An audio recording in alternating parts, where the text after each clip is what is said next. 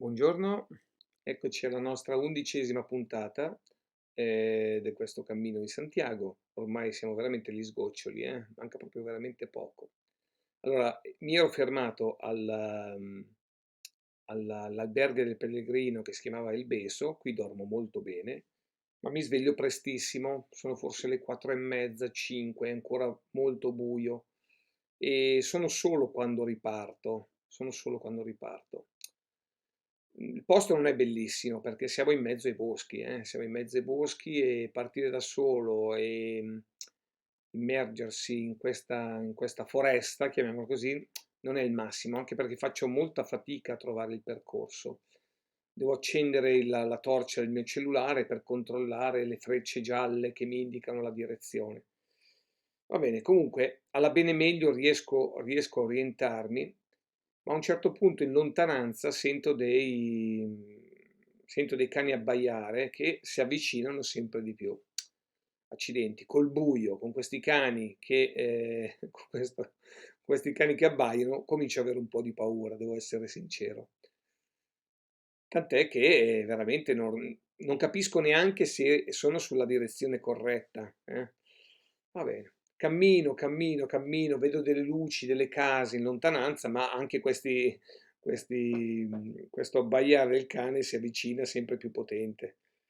Accidenti, trovarsi un cane di fronte a quell'ora di notte non è bellissimo, eh.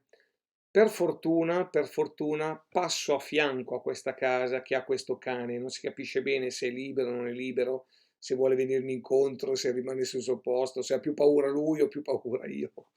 Sta di fatto che mi dico che mai più partirò da solo, mai più partirò da solo e con il buio, eh. Accidenti, è veramente un po' pericoloso a quell'ora. Ehm, Niente, supero questa paura e questo posto con questi cani e cominciano ad esserci le prime luci dell'alba, ma insieme alle luci dell'alba incomincio anche ad avere un po' di fame. Faccio almeno 10-12 km, che vogliono dire quasi 3 ore di cammino, prima di avere una visione. Stupenda. Giro proprio un angolo quasi del bosco e mi trovo una casa con un portone e fuori questo portone una bancarella con ogni ben di Dio. Frutta secca, pane, marmellate, miele. Mi sembra un sogno, non mi sembra vero, non mi sembra vero. Mi sembra una visione. Ho detto, e forse è lo scherzo della troppa fame. Ma appena mi avvicino a questa bancarella, un'altra visione. Viene fuori una ragazza vestita da figlia dei fiori, una veste leggera, molto lunga, senza scarpe, bellissima tra l'altro, bellissima, una ragazza che potrebbe avere 25-26 anni. Mi viene incontro con un sorriso smagliante, mi dice: hai bisogno di qualcosa? Hai fame? Hai sete? Prendi tutto quello che vuoi. Questo è tutto a tua disposizione. Ho detto, non mi sembra vero. Sogno o son destro? Mi do un pizzicotto per sapere se tutto quello che sto vedendo è vero. E chiedo, grazie, ma troppo gentile, ma io quanto devo pagare? Niente, tu non devi pagare niente. Se vuoi, lascia un'offerta. Avevano un barattolino che faceva da salvadanaio, chiaramente lascia un'offerta. Chiaramente lascia un'offerta perché ma solo per l'accoglienza meravigliosa di questa ragazza, meravigliosa. Chiedo solo di avere un caffè o un cappuccino, qualcosa del genere. E lei entra in una casa, sembra quasi una cascina, un po' diroccata, e se ne torna dopo 10 minuti, un quarto d'ora, insieme a un altro ragazzo molto alto, con la barba, anche lui vestito da figlio dei fiori, quindi molto, molto leggero, molto piedi nudi, e con questo ragazzo si scambiano effusioni senza problemi, probabilmente era il suo ragazzo. Una ragazza americana, tra l'altro, questa qui, che si è fermata dopo aver fatto il cammino ed essere ritornata indietro per fare l'albergatrice in questo albergo. A me sembra veramente di vivere una favola, mi sembra di sognare. È una cosa incredibile. Io comunque faccio un pieno di colazione, mi mangio abbastanza per poter proseguire il cammino, che praticamente a malincuore proseguo perché sarei stato volentieri lì con questi ragazzi. Arrivo a San Mamede, a un certo punto. San Mamede mi ricorda San Mamette, che è il paesino qui vicino, e a San Mamede incontro un altro albergo del Pellegrino e qui decido di fermarmi un attimino perché ho bisogno di fare il check-in del mio aereo che partirà tra qualche giorno. Ho bisogno di un computer, quindi ho bisogno di un computer perché col mio cellulare non riesco a fare questa operazione. Entro in questo albergo e chiedo se hanno dei computer. Mi dicono di sì, hanno dei computer, però possono essere utilizzati solo dopo le 9. Oh, accidenti. Io non ho tanta voglia di aspettare, però la signora dell'alberghe che sta sparecchiando la colazione, sta sparecchiando la tavola della colazione che hanno appena fatto i pellegrini che mi hanno preceduto, mi dice che se voglio posso prendere quello che voglio. Tutto quello che è avanzato può essere a mia disposizione. Ma io ne approfitto ancora per un caffè e qualche biscotto, non di più.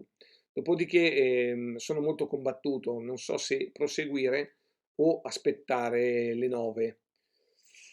Niente, decido di uscire un attimino dall'alberghe e praticamente mi metto a leggere qualcosa in attesa dell'orario che deve arrivare, che però è ancora lunga. A un certo punto vedo in lontananza delle persone che passano, che sono i pellegrini, e riesco a vedere un ragazzo con un passo spedito e chi è? È Alessandro. Allora mi metto a urlare, Ale, Ale!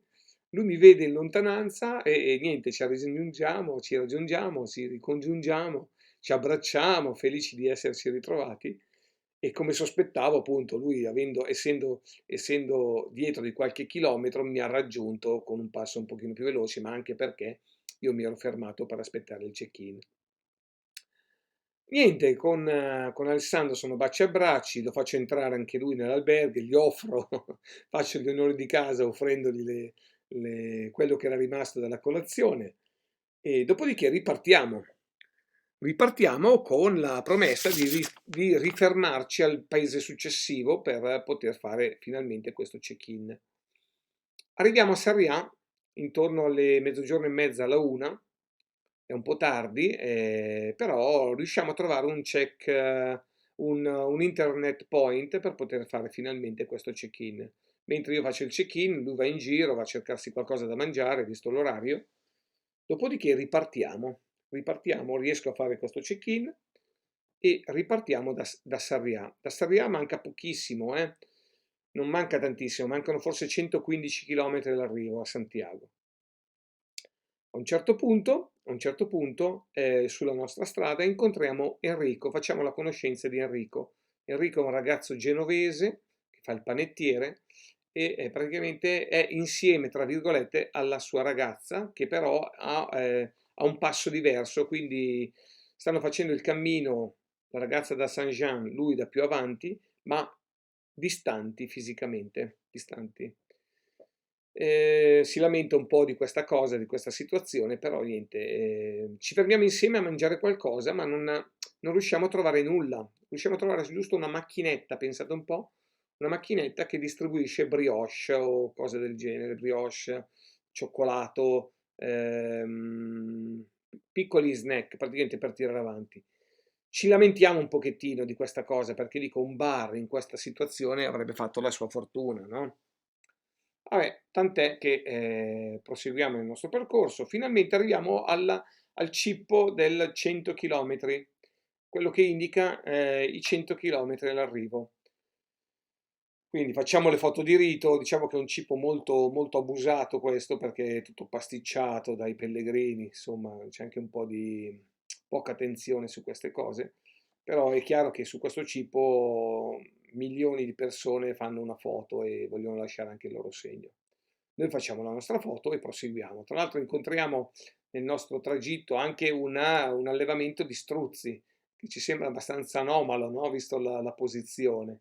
È vero che qui fa molto caldo, è vero che qui siamo in altura, però è anche vero che trovare un allevamento di struzzi in piena nel cuore della Spagna è abbastanza anomalo. Arriviamo finalmente a Porto Marín. Porto Marín è un bellissimo posto che si adagia su un fiume con un bellissimo ponte e per raggiungere Porto Marín c'è anche una bellissima scalinata, purtroppo bellissima o maledetta scalinata, perché io Io chiaramente con tutti i miei dolori fisici e i miei problemi non evito di fare questa scalinata, anche perché, vabbè, comunque Portomarine l'avevo già vista, l'avevo già visitata anni addietro, mentre Enrico e Alessandro decidono di andare a Portomarine, decidono di visitare questo posto, chiaramente, che è veramente suggestivo. A Portomarine, quindi io proseguo il mio cammino, dico ad Alessandro che ci saremmo trovati a Gonzar, comunque mi avrebbe raggiunto tranquillamente col suo passo più lesto, e proseguo la mia strada da solo. Incomincio ad avere una crisi di fame e crisi di sete. Non ho niente con me. Ho finito l'acqua e ho finito il cibo. Diventa veramente dura, diventa veramente dura. Tra l'altro dopo Porto Marin c'è anche una salita che porta a Gonzar, che mi sembra anche interminabile. A un certo punto ho veramente una crisi feroce di sete. Mi sento la gola secca, mi sembra di morire di sete. Non passa nessuno, non passa nessun pellegrino per poter chiedere un po' di acqua, un goccio di acqua. E allora vedo una casa in lontananza che comunque mi fa deviare il mio percorso e decido di andare a chiedere acqua. Arrivo in questa casa, arrivo a questa casa e un signore mi si avvicina e mi dice: "Ha bisogno di qualcosa?" Dico: "Per favore datemi un po' di acqua perché sto morendo di sete." Allora il signore, chiaramente molto cordiale, molto gentile, va a prendere un po' di acqua fresca. Io mi scolo mezzo litro di acqua in un botto e lui me ne dà un altro mezzo litro di scorta da utilizzare lungo il cammino. Sono veramente in debito, ma non so come sdebitarmi. Quindi lo ringrazio di cuore di questa opera caritatevole, però probabilmente sono già abituati a queste cose. E lo benedico, dico che Dio ti benedica perché hai salvato una vita, magari in maniera un po' esagerata, ma in quel momento mi sentivo proprio così. E niente, proseguo il mio cammino e chiaramente Alessandro mi raggiunge, gli spiego la situazione e mi viene in mente che non ho mangiato, mi viene in mente che ancora non ho mangiato. È vero, avevo fatto colazione al mattino, avevo fatto qualcosa ancora nell'albergo di San Amede, ma un pranzo vero non l'avevo fatto. Lui mi dà una banana, mi dà della frutta secca che ci permette di arrivare abbastanza tranquillamente a Gonzar. Gonzar è un paesino anche questo, in mezzo alla montagna, isolato, quattro case. Era il posto dove anni addietro mi ero fermato con Marco, Maria e Esther, che erano le due ragazze che avevamo incontrato sul cammino e che avevamo conosciuto proprio a Gonzar. Erano due ragazzi di Madrid con le quali sono ancora in contatto e quindi ho i ricordi Gonzar da questi tempi, dai tempi addietro. A Gonzar, vabbè, ci sistemiamo in questo mega locale, forse da 30-40 posti letto, e dopodiché andiamo a mangiare insieme. Andiamo a mangiare insieme, ci sediamo comodi, l'atmosfera è bellissima, c'è altra gente con noi, solo che ho una strana sensazione di un malessere che però non riesco a individuare bene. Al niente, sorseggio la mia birra, eh, aspetto il mio piatto, comincio a mangiare qualcosa, a un certo punto sento un calore che mi sale dalle gambe e mi sta investendo tutto quanto il corpo. Sembra di morire, ho questa sensazione, dico, ma forse è finita. Forse è finita, dico ad Alessandro, Alessandro, non sto bene, Alessandro, non sto bene, mi sento mancare. A un certo punto appoggio la testa, penso che sia stato uno svenimento, un mancamento, un abbassamento di pressione, non lo so. Sta di fatto che appoggio la testa sul tavolino e non do cenni di vita. Alessandro non è molto preoccupato, probabilmente ha capito bene la situazione e chiede soccorso subito, va a prendermi un bicchiere di acqua e zucchero e mi dice: "Dai Angelo, mi senti?" Io sento tutto quello che succede intorno a me, ma non riesco a reagire. Non riesco a reagire. A un un certo punto mi riposo, sto fermo un attimino e piano piano mi riprendo. Lui mi passa questo bicchiere di acqua e zucchero, io sorseggio con una cannuccia e piano piano mi riprendo. Solo che non ho più voglia di niente, non ho più voglia di mangiare, non ho più voglia di bere, mi sento molto debole il mio primo pensiero va al cammino, dico, ma come? Sono arrivato a meno di 100 km, mi manca veramente poco all'arrivo e non vorrei mai fermarmi per questo. Non vorrei mai che venisse qualche medico e mi dicesse basta, tu non puoi andare avanti perché non stai bene. Accidenti, quindi prendo congedo da Alessandro, vado a dormire con questo brutto pensiero, dico non voglio non andare avanti, io ormai voglio terminare il mio cammino. Spero solo domani di tornare in forma, di stare meglio e di proseguire il mio cammino. Però la paura è veramente tanta. Ma di questo ne parleremo la prossima puntata. Io vi saluto, vi abbraccio, vi do un bacio. Ciao!